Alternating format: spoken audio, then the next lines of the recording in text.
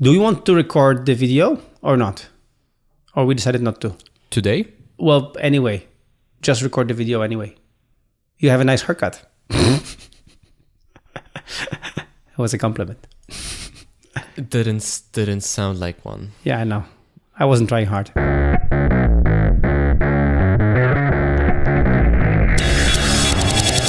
Hello, I'm Michael. I'm Radek. And this is the podcast. A sounding board for interesting ideas and insights. We discuss books you read and want to share with you. As well as technology and productivity, which is what we do by day, working on our app, Nozbe. Or whatever else comes to mind. And today we're back with the books. Yes, we are. We haven't discussed new books that we've read in quite a long time, but some time ago you've mentioned briefly the book The Four Tendencies, I think it's the title of it, by Gretchen Rubin. Yes. And I was looking at Gretchen Rubin's books. I've read none of them before, and one seemed really interesting for me and relevant, and it's called Better Than Before. Yeah, Gretchen Rubin, I've read all of her books. She's been on the cover of Proactive magazine. I had the pleasure of interviewing her. She's a very, very nice person, and she became important or famous for her book on happiness. She did the Happiness Project, which was like, a whole year of different experiments, how to be happier.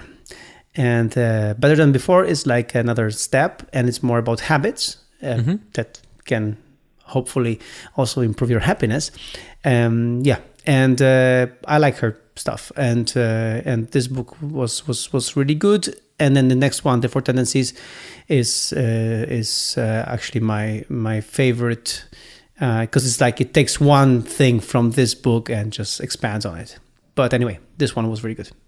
Okay, so Better Than Before is a book about habits, and anyone who's been listening to the podcast knows that we put a lot of thought into our habits. Habits are essential. Like our lives are, so much of our lives is defined by our habits, and whether they're good habits that support us and our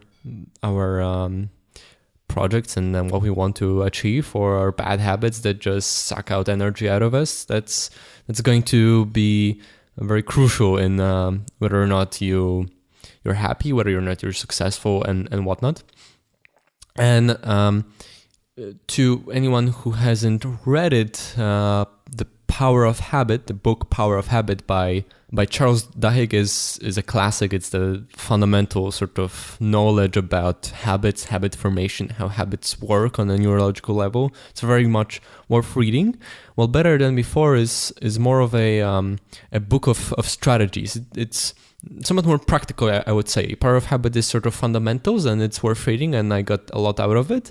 But in Better Than Before, there's a lot more exploration on different strategies or sort of hacks you can try to apply to model your habits and cultivate good ones and overcome bad ones. I mean, in her book, the cool thing is that she doesn't put everyone in one, box or one bag, that everyone is the same and everyone basically can have the same types of habits or work the same way. It's just a question of trying harder. She in many ways, she just distinguishes between different people, different tendencies, different types of people, types of personalities, and in some cases even some things that I thought are changeable, she argues that they are intrinsic and they are changeable if you really try real hard, but these things are real. I mean, that people are different. Yeah, there's a whole interesting discussion at the beginning of the book before strategies about differences between people. And then she argues that there are, as you say, intrinsic differences between people that should inform which strategies are likely to work or not. Because like the whole thing about habits is really interesting, because if you decide that something is a good habit or a bad habit, it's your decision to make that you consider something a good or a bad habit. And yet, like, why is it that so often people can get into a habit of doing things they enjoy, like things they think are better, are right, or even like enjoy, like people who enjoy running, but it can get into a habit of doing it, right? That's why it's the sort of topic where strategies and sort of brain hacks are necessary. But before we start with discussing some of the most interesting strategies Gretchen Rubin pointed out, why don't you summarize for us some of the differences between people that Gretchen Rubin points out? So something that she later elaborates in her newest work, 4 Tendencies.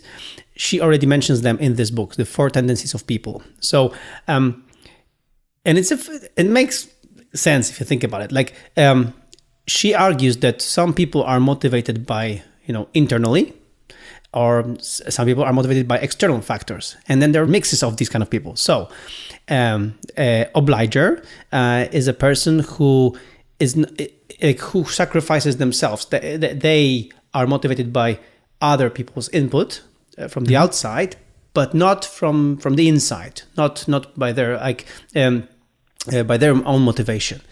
And then questioners are motivated by their own motivations, but they are questioning the external. And when they get an answer that satisfies them, it becomes their internal and it motivates them to go. And then that sounds like me and you. Exactly, that's us. That's completely us. And then there are upholders, which is, for example, my wife. Upholder is a person that respects inner motivation and outer motivation.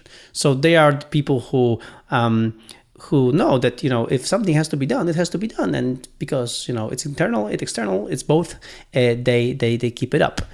And then rebels are neither.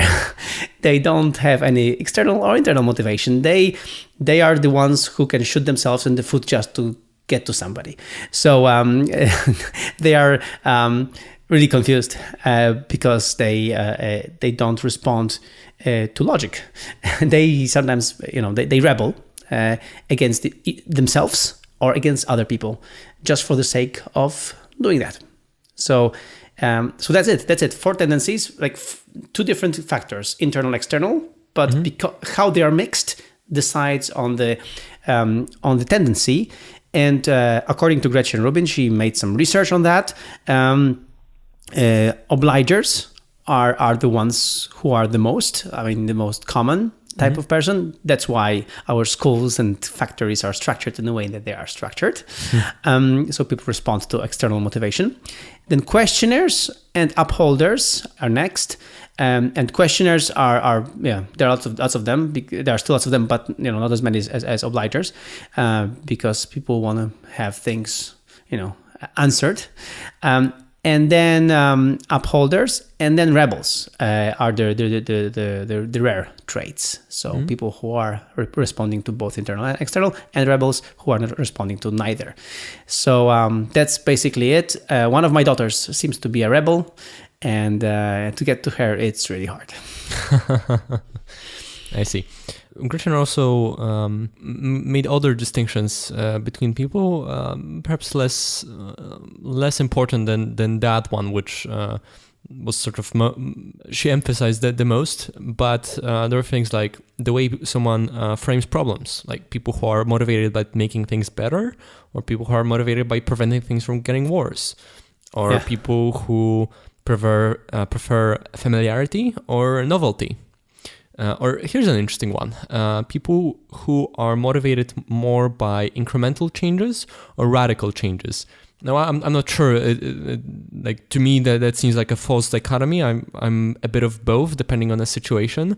But it's really interesting how, for some people or in some situations, for some habits or some projects, incremental changes are much easier because you're not overstressing yourself. You're not trying too much at once. But it was easy for me, for example, to think that it's always the best way to not try too hard, because it's so common to shoot for the stars and in the end shoot yourself in the foot. But sometimes, like, radical changes are, like, sometimes for some people, for some habits, radical change is actually much more effective, because radical changes are exciting. Like there's this whole sort of big movement that you've decided on, that you'll make some big change and you start restructuring everything around it to make it easier. So that's something to keep in mind. But I think we should discuss some of the strategies. Okay. Which one will start? So I think we should just quickly go through some of the very common ones that she discusses, like uncluttering. For like it's interesting that clutter shouldn't matter, but it does. Like if you yes. live in a sort of cluttered environment, for most people, it really makes it harder to work on other habits. It's this sort of keystone thing that you. It's like broken windows theory, right? Like with graffiti and stuff. Like when you create order, it's on the outside. It's easier to create order on the inside. That's one thing. Another thing that's very common is monitoring. And we've discussed this on the show with the magic spreadsheet. It's a way of tracking data about yourself, about, I don't know, whatever you care about, your weight, your the number of hours spent in deep work. And when you have the data, it's easier to stick to a habit. A clean slate. So taking advantage of some new beginning as an opportunity for habit formation. Like when you have some change in your life, like especially a big change, like a new house, a new job, like that can be a trigger for habit formation because you've changed the environment around you. And so like it's a clean slate. And when you start doing things anew, better in that environment, it's much easier to stick. Yeah, I mean, for example, in my case, when I was just recently, like last year, when I switched to the new iPad Pro, it was I don't know how many like iPads I had before, but I decided. Exactly. So I decided, let's try new. Let's not get from backup. Let's just try it, configure it completely new. And it influenced the way I'm working on my iPad now.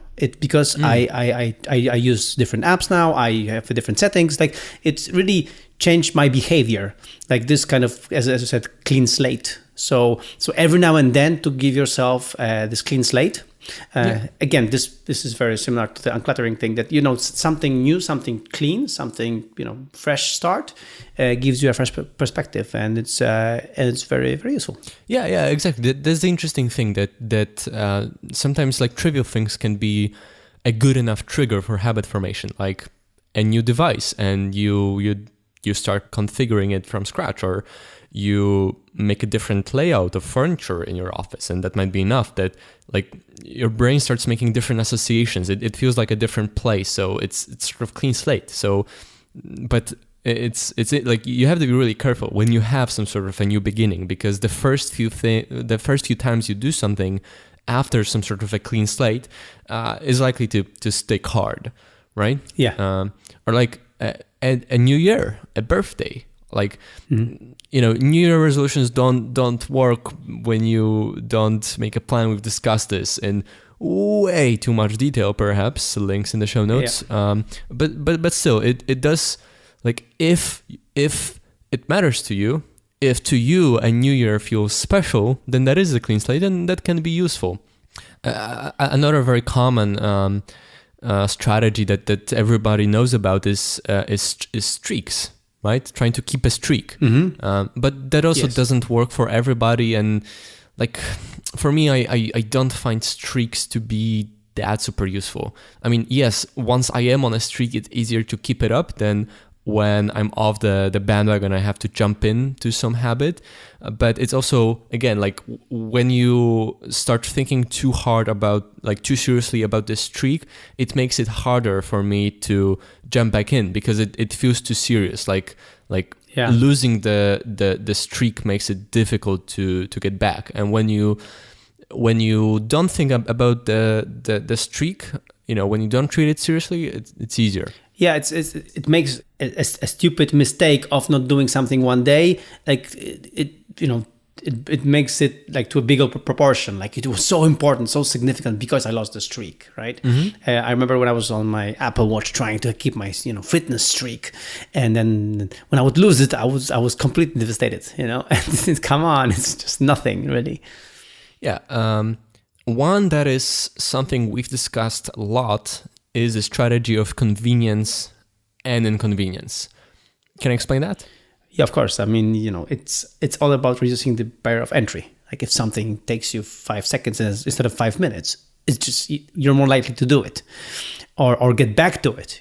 Even if you haven't done it. It's very simple. I have a very nice template for posting the podcast episodes on my personal blog, and I haven't done that in quite a while. But because I have a very good workflow for that, it took me today, half an hour to create 3 blog posts, like no problem. Very not even that, like 20 minutes or something. So it was very, very quick because I have a workflow, because I have something like the barrier of entry is pretty low. So getting back is easier, or doing something is consistent is easier. Same, we have workflows for morning routine, the evening shutdown routine, like for all these things. And even now after vacation, it was also so easy to get back to morning routine, and so easy to get back to evening routine, just because the barrier of entry is so low. Yeah, but there's the other half of that, the strategy of inconvenience. Yeah, of course. This is the other part. This is the part to deter, for example, yourself from not doing something, right? So to make it more difficult. Like I remember. I mean, I think you're doing that. Like to post on Twitter, you have to log in, or like do some kung fu really to be able to log into Twitter, and this makes your indulgence of Twitter less likely, because you won't accidentally go to Twitter, because it's so much work to log in, and so much work. Exactly. And that's the other part, and it works perfectly for many bad habits, or habits that you want to try to exclude from your life, or just at least make them less tempting. Yeah, it's easier to change your environment than yourself. It's not useful at all to think of habits, good habits, bad habits, as flaws, or to think of bad habits as like sort of moral flaws in yourself. Like it just makes you feel guilty, and it doesn't help you overcome it at all. It's a bug we all have in our brains, that sometimes we keep doing stuff that's not very good for us, like start being very compulsive about Twitter, right? Even though it doesn't make us feel that good. And so it's a very easy strategy to regulate, sort of manage the friction that you have in order to do something. And if you want to if you consider something a good habit and you want to do more of, then instead of just pushing yourself, make it so that it's easier, it's more convenient, there's less friction, like what you said about automation, but also like you want to run more often. So, have your running gear out, like, your ready. Running shoes next to the door, just ready for you to put them on and go, right? And not have to look for and change clothes and whatever, right? It just makes it as easy as possible. And with bad habits, make it harder. So what you mentioned about Twitter. So the Twitter website is blocked using one blocker, the content blocker for Safari, like in the show notes. And so when I go to Twitter, it just says, Safari blocks it. So I have to reload the page without content blockers. And then I'm logged out, so I have to log in. But I have two-factor authentication, so I have to also copy and paste the two-factor authentication code from messages. And because Twitter sucks, sometimes it takes like 5 minutes for the 2FA code to arrive, which is great because I don't actually want to spend much time on Twitter. So I don't go to Twitter unless I have a really good reason, right? And so putting up barriers, making it harder, adding steps, and also reducing cues, like, when you identify temptations, triggers, like when you see something or are in a certain state, a certain mood, when you do something, when you are with someone and you see that it's a trigger for some bad habit, then reduce that cue, make it sort of put it out of sight. Yeah, for me, quite a while, the whole thing of changing the cues was working very well, and now I have to get back to it. Actually, for example, with Duolingo, right? So instead of when I would open the phone, I wouldn't go to Twitter. I would go to Duolingo to a lesson. Now I kind of forgot about it, and I am way behind, so I have to get back, and I will.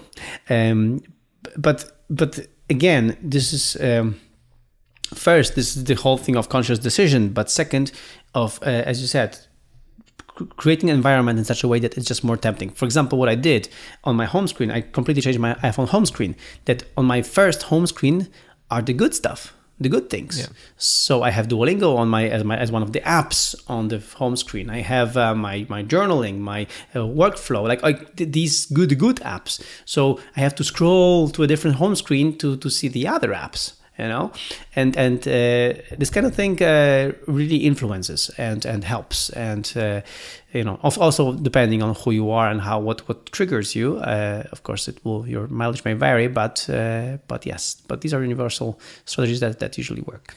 Yeah, one really interesting sort of hack that the book mentioned is brushing teeth after your last meal, like to avoid snacking at night. When you're not really hungry, you don't really have to eat, but you just, you want to just take something, a small snack, and then another one.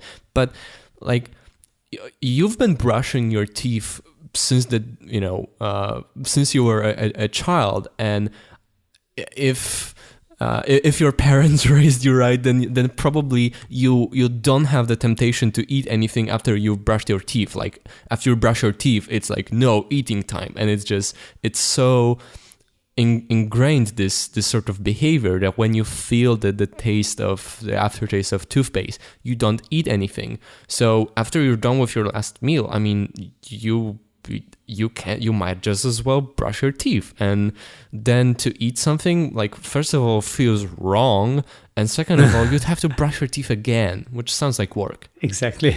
And especially if just like me, you're working on your new habit of flossing, then it's just too much work, because if you brush your teeth and then floss, then you're all over again. No way. Mm-mm. All right.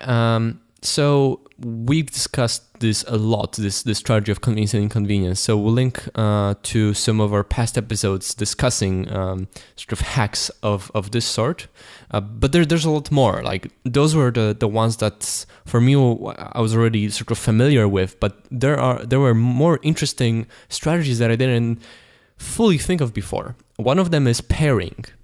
So the idea is that you pair a habit that you want to establish with something you already do, or have to do, or like to do. For example, something I do a lot is pairing walking with listening to a book. Of course. Because I want to listen to a book, then I'm more likely to be at least like in a small way physically active, just go for a long walk around the city, and vice versa. Both things I enjoy doing, but they make one another stronger. Or you can sort of use it to limit a bad habit, like watching a TV series only on a treadmill. So you want to start doing treadmill, but you also like doing TV series, so you pair it together, and so you won't do TV series unless you're on a treadmill. So you do the treadmill. I would like to suggest one of the indulgences of my friend Augusto Pinat, who would order a very tasty but very sweet cup of coffee only for his weekly review. So he would never, he loved this kind of coffee, but he knew that if whenever he would go to Starbucks, he would want to order this. So he decided that he can only have this coffee while doing the weekly review, which triggers a good habit of doing the weekly review. And this already serves as kind of a reward for doing the weekly review. You get this kind of cup of coffee, now you have to do the weekly review. These things go together. And because he's doing a weekly review once a week, then he has this coffee only once a week, and there is no other chance of getting so much sugar and stuff in between. Yeah, but that's better than nothing. That can be useful like this, but I think it's most powerful if possible to use pairing to like pair two good things together. So when you have a habit already established and you want to add another one, so just like always do it in that circumstance at that time and in that place, right? So for example, if you already are in the habit of going for a walk with your dog every morning, then you can use it as a trigger to review the plan for the day or whatever. Just pick two good things and then pair them together. And this way, like you already have an established routine, so you're just adding to it. Like you're not creating something from scratch, and you have a good cue, right?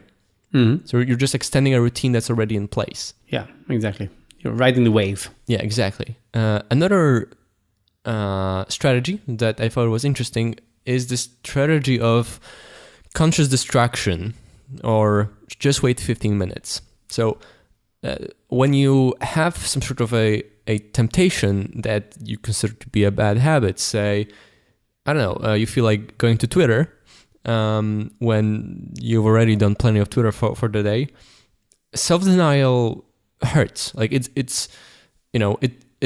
hurts because like we're depriving ourselves of something. We feel like doing something, and then we're also telling ourselves that we shouldn't do it, and it hurts.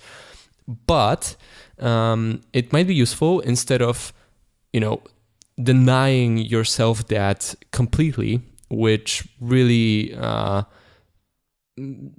takes a lot of energy out of you, or doing it, which is also bad. Decide consciously to just wait 15 minutes before you do it, and consciously direct your attention to something else that's interesting, right? Decide that, okay, if I feel like doing Twitter, then I might do it, but in 15 minutes, I'll first do 15 minutes of, put in something else that's not a bad habit, that's engaging, and more likely than not, within those 15 minutes, the temptation will pass. And even if not, you're still flexing the self-discipline muscles, which makes it easier in the future to avoid such temptations. Yeah, it's very useful. It's anyway, being mindful about things is always a good thing. So you're like accepting this urge or this desire, and then you just letting it go and just wait and incubate and maybe just go away. It's very helpful. I've tried it several times, and usually it works. Especially, as you said, if you direct your attention to something else, then this thing that was so tempting just a few minutes ago is not tempting anymore. And it might be tempting later, but it's not tempting now. Another interesting thing is abstaining. So that's very dependent on the type of person and the exact habit. But for some people and some habits, it's actually easier to abstain altogether from something than to be moderate, right? Because there's no decision to make. You've only made the decision once and then never, right? So instead of deciding I'll be moderate about Twitter and I'll only go once a day, you decide, okay, I'll just stop using Twitter altogether. That's one example. Or I decided to abstain from bread and potatoes. That's something I just don't eat. And it's simple as that. And there's no decision to make. I'm an abstainer of that sort of carbs. For other kinds of carbs, more sweet stuff, it will be too difficult. So I prefer to try to be moderate. But for some things, it's just easier to decide I abstain completely. And it takes less energy, not more, because there's no decision to make. Yeah, and it's really helpful because if you're creating, like if you're deciding not to do something, but then you're creating exceptions, then you're just destroying it all. So the fact that you don't have the exception, like there is, it's pre-decided, it's done. This is not what I do, and it's fine. And also, then it also makes it easier for other people to help you out, or not to try to tempt you, because you already communicate with them. Okay, I don't do this kind of thing, and that's it. Michael doesn't do this kind of thing, or whatever. So okay, I won't ask him again because he won't do it anyway. So, which is very useful, because many of people's bad habits, or what they think of as bad habits, have are social in nature. That there's a social aspect of it. There's pressure, right? Like people who don't really like drinking alcohol but do it anyway, because they feel sort of that it's weird in a group of friends if they don't. Yeah, but then again, for example, we have a person in a group who doesn't drink at all, and then I never propose alcohol to him because I just know it. He's not a drinker, and that's it. Yeah, exactly. But when you're conscious that someone is an abstainer, then you won't ask again. Exactly. So communicating that can be useful, right? Because if there's social pressure, then if you communicate to others in sort of no uncertain terms that you don't do X, then people won't propose it to you. And speaking of exceptions, like that's something that tends to really destroy habits, when you everything when you just make an exception, right? And just this once. Gretchen Rubin calls it loophole spotting. When we make spur of the moment decisions, and decisions is in air quotes here. Little excuses we come up instantly to justify something not good we're just about to do. It's like I like how she pointed it out and gave 10 different variants of loophole spotting, because like I can identify with many of them. I'll just run quickly through some of the examples. Moral licensing, like I was frugal last month, so I can spend a lot more this month, which makes no sense. Yeah, right. Or I'm going to start my diet tomorrow, so I can eat whatever today. Again, it doesn't make sense. Tomorrow is always a day away. Or false choice. I can't exercise because too much work. Maybe, but really? I won't have time for myself if I go to sleep early. Well, is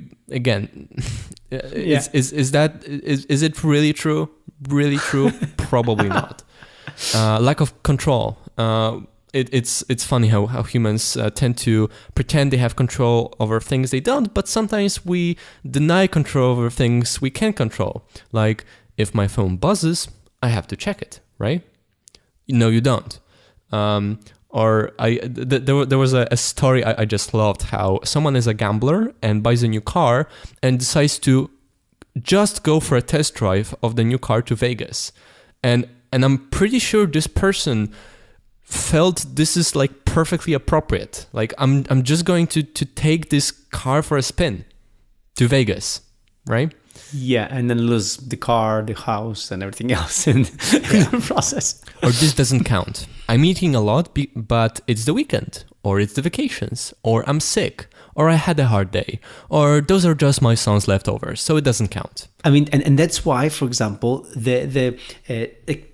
because everything that you just said, the slow carb diet is so genius, because it's a pre-decided moment. You have a cheat day.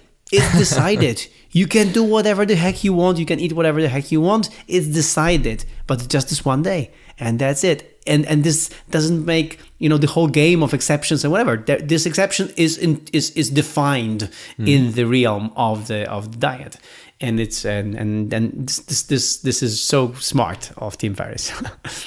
Yeah, or it's just funny how often we lie to ourselves that our failures are casual and not habitual failures. And that's also why it's a good idea to track things that are really important for you. Like I've been tracking if I actually wake up at 8 o'clock or earlier, and it seemed to me that I'm doing pretty good at it, and I am doing better at it than ever before. And yet my success rate for the last half year was something like 65%. Right. Right? But every time, this didn't count. Or of course. But here's one example of questionable assumptions that sounds very familiar to me. It's 9 a.m. and I have a meeting at 11, so I can't start any serious work right now. All right, yeah, I can't start. Okay, I can't start because my office is not clean yet. And Yeah, we so talked I'll about just how important the cleaning is. And yeah, cluttering is, right? I'll start by checking everything that's new on Slack, see what's new on Mac Rumors and Reddit, and I didn't in fact start anything until the meeting at 11. This is a habitual failure that I've made too many times, so good to have it pointed out. Or I'm doing this for others. I'm only drinking because I'm with my friends, or it will hurt my girlfriend's feelings if I leave her to go for a run. Yeah. Right. Or fake self-actualization. You only live once. Life's short. It's about me being myself. Yeah. But is this occasion really so special? Will it really make you feel happier in the long term for indulging in this instant gratification now? Probably not. The you only live once argument. I mean, come on. Yeah. So the list is there were so many good examples of loophole spotting, and that was really good. That was good to hear through all of that, because it's so insidious, and there are so many different ways in which we instantly come up with bullshit excuses that somehow sound completely reasonable to us at the moment when we decide to do something that we shouldn't do. That breaks our habit that we should have resisted, right? And having this list is useful because it's much more likely that you'll be aware of the time when you spot a loophole, right? Yeah. And every time you resist the loophole, again, you flex the self-control muscles, or you can just see the temptation for what it is. Like, see that you just came up with an excuse, but it's not actually real. Having this list, you know that, okay, I see, brain, what you did there. I actually, yeah, exactly. This is not a good excuse. And you can use one of the other strategies to actually resist it or delay it, or learn how to avoid it in the future. Yeah, completely. I mean, and also you haven't mentioned one of these that very often it's the hubris. We think that we got this. Like, we're good. I mean, I have my morning routine, no problem. It's, I'll just slack off a few days, but after that, I'm going to get back on the bandwagon, no problem. Yeah, I got really good this year about exercising and waking up at 8 a.m. So it's okay if I skip it this week because something. Exactly. So this is us and the habits. I liked the example of symbolic habits. So there are situations where you really can't keep a habit literally. For example, your kids are sick, so you can't go for a run or write for an hour every day. But in that situation, when you see that, okay, like, it's not just loophole spotting, I really can't do it, you can keep it symbolically. Like, write for 10 minutes instead of for an hour, or go for a quick walk around your block instead for going for a run. Like, at least do something. Like, be okay that this is not what you should have done, but at least you're sort of reinforcing the intention. You strengthen the habit of the habit. It's smart. It's good. It's a good idea, actually. Yeah. Mm-hmm. Yeah, and there's another piece of advice about exceptions, which is that, life's not static. Like, sometimes, like, we go for a vacation, and it is very difficult to keep all of our habits. Like, some of the things we want to keep, like, do something every day, like, we can't in some situations. And it's much better. It's much better for our sanity and for the strength of our habit if we always pre-decide on the exceptions. Like, when we decide in advance, not just before you're about to stray from the habit, but way in advance, what are the parameters in which it is okay to skip a habit, right? Like, say, there's an example. You go on a vacation while you decide to study Spanish every morning for an hour, right? And, like, when you're on a vacation and you make spur-of-the-moment decision not to study, you've broken the habit and you'll feel bad, you'll feel out of control. But if you pre-decide that when on vacation it's okay to skip that habit, you stay in control. And when you get back, you know that the habit is still there to keep. Of course, it will be still more difficult, but the intention is clear. You're not reinforcing the habit of coming up with excuses on the moment. You've made a decision, a real decision, not an excuse, that in that circumstance it doesn't, like, it would be too hard to keep a habit, so I skip. And a good advice that I like from her is to make exceptions matter, right? Like, will the exception be so memorable it was worth breaking the rule for? If we're on a great vacation, then probably a lot of those habits are worth breaking the rule for, because it will be memorable. You will come back to this memory and see, well, that was great a vacation, and you won't think of it as your failure, right? Or when you have a problem with binging on too many TV series, that's me. For me, an exception is okay because I enjoy it just too damn much, but it better if I pick a TV series so good, that it was worth binge watching for. Yeah, that's true. And I just, for example, for me, when I was on vacation, it was so hard to maintain my journaling habit. Oh yeah. Even though I have everything, workflows, everything there, I kind of didn't do it. And I think it was one of the failures for me to pre-decide, because I had my phone with me. So I was doing things on the phone, but I wasn't doing the journaling. It's kind of because I was out of my zone, out of my moment, out of my situation. I was in a different house. And I think it's important to really to pre-decide and define what should and shouldn't be done.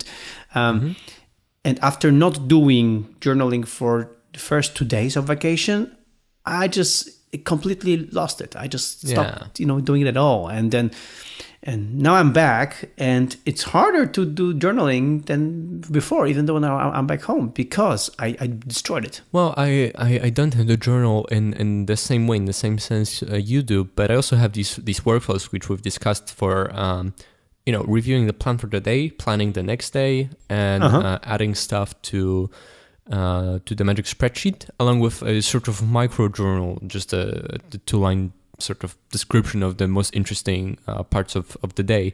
And that's something that takes so little time and so little effort that for me there should be no exception, because if I have my iPhone, I can do it. I can do it in 2 minutes. So there's no good reason not to do it. And so I find the same thing you do, that when I'm traveling, it's hard. But for me, like in this instance, it's better if, like on the week review before it, I think of the situation that is going to be hard and come up with a plan. Like what the things like I can do to make it more likely that I do this habit and like strengthen it in this crucial moment. And I find that over time, as I travel while trying to stick with these few little sort of habits automated with the workflows, I'm getting better and better at it. Like the habit sticks much more in my mind, that it's not just something I do in my usual routine at home, but it's something I do like depending on time of the day, no matter where I am. And so over time, when you sort of flex those muscles, you sort of redefine the cue and make it more likely to stick.